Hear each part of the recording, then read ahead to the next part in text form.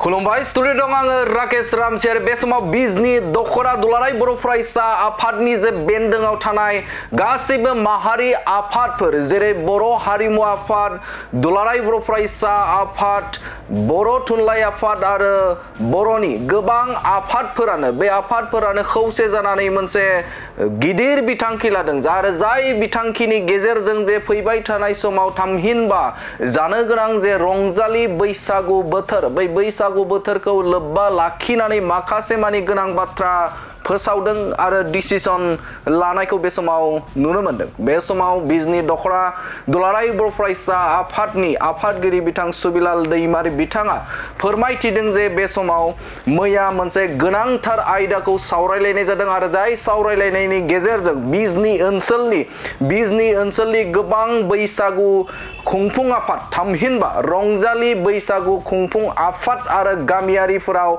जाय गामिफोराव बे समाव रंजालि बैसागु फालिनाय जायो बे फालिनाय आफादफोरखौ लानानै ओनसोलनि सानसुमै आरो ओनसोलनि गोबां गोरों गोरा सुबुंफोरखौ लानानै मोनसे सावराय जुथुम लानायखौ नुनो मोनदों आरो बे सावराय जुथुमनि गेजेरजोंनो गोबां बिथांखि लानायखौ नुनो मोनदों। थारैनो मख'नांगोन जे रंजालि बैसागुनि मुङाव माखासे मानि जे दोरोङारि बिथिंजों खालामालासिनो बा रंजालि बैसागुखौ आलादा रोखोमै मोनसे वेस्टार्न मडेलै मोनसे रंजालि बैसागु फालिनाय बे फालिनाया गुबुन गुबुन समाव गुबुन गुबुन जायगायाव जाबाय थानायखौ नुनो मोनदों आरो बेखौनो नोजोर बोनानै बे समाव गिदिर बिथांखि लादों।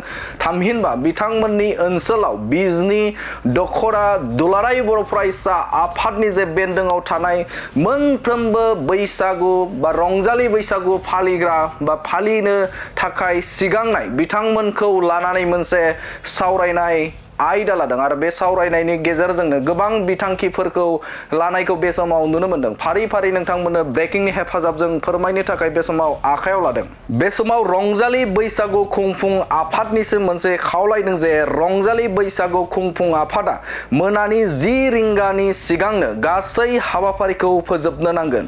मोनाबिलिनि 10 रिंगा बे 10 रिंगा जानाय लोगो लोगोनो बिथांमोननि सिंगारनिफ्राय लानानै गोबां बिथिंजों बिथांमोना रंजालि बैसागुखौ फालियो आरो बे फालिनाया 10 रिंगानि सिगांनो हाबाफारिखौ फोजोबनो नांगोन। जेराव सोरखाराबो बे समाव बारा गोबाव हरसिम बैसागुखौ रंजालि बैसागु खुंफुंनायनिफ्राय बादा दङ। थिग बेबायदिनो बे ओनसोलनि थागिबिफोरनि मोजांनि थाखाय 10 रिंगानि सिगांनो हाबाफारिखौ फोजोबनो थाखाय बिथांखि नाजावदों थामहिनबा लादों।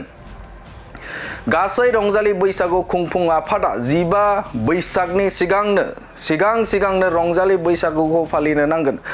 जेराव जों नुनो मोनदों जे रंजालि बैसागु फालिनायनि जे मुङाव जे गुबुन गुबुन समाव सम बारनानैबो रंजालि बैसागुखौ फालिनायखौ नुनो मोनदों जाय बोथोरजों सोमोन्दो गैयै। दा बैफोरखौ नोजोर बोनानै बे समाव 15 बैसागनि सिगांनो रंजालि बैसागुखौ फालिनो थाखाय बिथांखि लादों। दोरोङारि बिथिंजों आर'नाइ गामसा दख'ना गाननानै रंजालि बैसागु फालिनो नांगोन। नोंथांमोना नुनो मोनदों दि सम जों नुनो मोनो बबेबा जायगाफोराव जे दोरोङारि बिथिंजों नङालासिनो गाननाय जोमनायफोरखौ वेस्टार्न थामहिनबा लंपेन्ट गाननानैबो जोङो रंजालि बैसागु फालिनायखौ जों नुनो मोनदों। गथ' गथायनिफ्राय लानानै बैफोरखौ फालिनाय नुनो मोनदों। दा बे बिथिङाव नोजोर बोनानै दोरोङारि बिथिंजों आर'नाइ गामसा दख'ना जाय दोरोङारि जोंनि गानमु बैफोरखौ लानानै रंजालि बैसागु फालिनो थाखाय खावलायदों। रंजालि बैसागु फालिनायाव दोरोङारि खाम सिफुं जथा सेरजा दोरोङारि दामजुफोर खाम सिफुं जथा सेरजा बायदिफोरखौ लानानै बैसागु खुंफुं आफादा लाथारनो नांगोन। थामहिनबा बिथांमोना बेखौ लानानै फालिनो नांगोन होननानै बिथोन फोसावदों।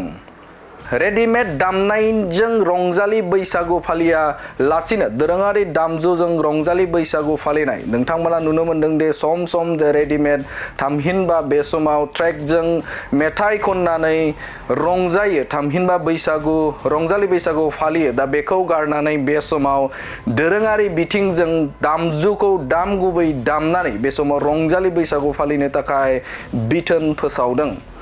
बेनि अनगायैबो जौ लोंना आब्रुथि गैयै रंजालि बैसागुखौ फालियै नोंथांमोना नुनो मोनदों दि सम सम जोङो नुनो मोनदों दि बबेबा मोनसे हाबाफारि फांसनफोर जायोब्ला बेफोराव जौ लोंनानै आब्रुथि गैयै मोनसे थासारि हाब्रुफोराव मोसानाय दा बेफोरबायदिखौ नुनो मोनो। दा बैफोरखौ नोजोर बोनानै बे समाव जौ लोंनानै आब्रुथि गैयै रंजालि बैसागुखौ फालियै होननानै बा फालिनो नाङा होननानै बिथांमोना बिथोन फोसावनायखौ बे समाव नुनो मोनदों। थारैनो बिथां सुबिलाल दैमारि बिथाङा फोरमायथिदों जे बे समाव गोबां गोनां बाथ्रा थामहिनबा बे समाव बे ओनसोलनि थागिबि रायजो राजाफोरा जे रंजालि बैसागुखौ सिगांनि बायदि जेरै फालिदों थिग बेफोरबायदिनो दोरोङारि गाननाय जोमनाय आरो रंजानायजों फालिनो थाखाय बे समाव खावलायनायखौ नुनो मोनदों। थारैनो मख'नांगोन जे बे समाव रंजालि बैसागुनि मुङाव गोबां बेफोरबायदिनो आयेन बेरेखा जाय जोंनि सोमोन्दो गैया जोंनि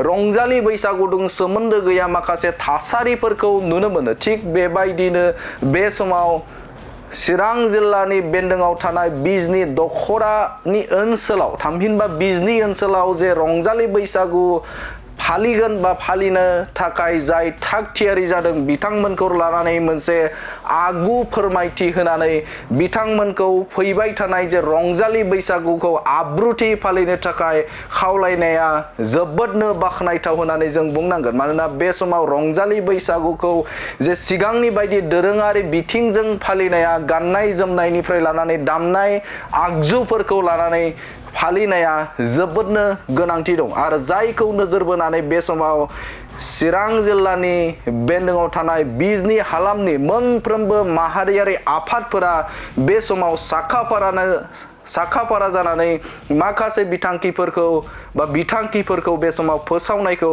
नुनो मोनदों।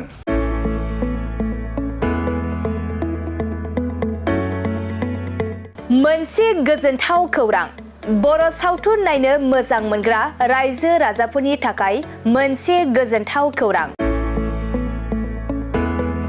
खम बेसेननि गेजेरजोंनो नोंथाङा नायनो हागोन बर'नि गासै गोजाम गोदान सावथुनफोरखौ। बर' सावथुन नायनो थाखाय ओंखारदों मोनसे आंगो स्ट्रिम एप। बे आंगो स्ट्रिम एपखौ नोंथाङा नोंथांनि मबाइलाव डाउनल'ड खालामनानै खम बेसेनावनो बर'नि गोजाम गोदान गासै सावथुनफोरखौनो नायनो हागोन।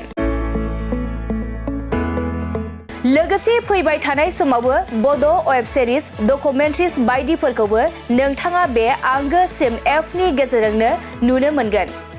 बेनि अनगायैबो बर' सावथुननि दिहुनगिरिफोराबो बे आंगो स्ट्रिम एपआव गाव गावनि सावथुनखौ आपल'ड होनो थाखाय खौरां लाहरनो हागोन।